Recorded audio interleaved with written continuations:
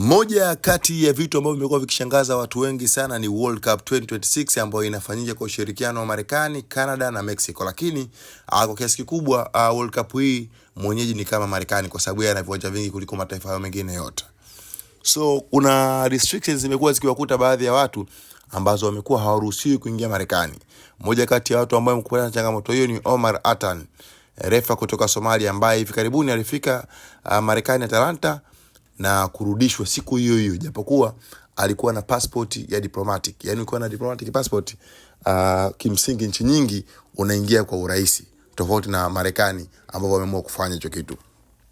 Of course World Cup hii imekuwa ni gumzo na wengi wamekuwa kilalamika kwa sababu imekuwa ikienda extra zaidi, kwa sababu hata ukaguzi wa watu ambao wamekuwa wakifanya, wengine wamekuwa kuona kama huu si ukaguzi wa kawaida bali ni udhalilishaji. Taifa la Iran limezuiwa kuingia Marekani.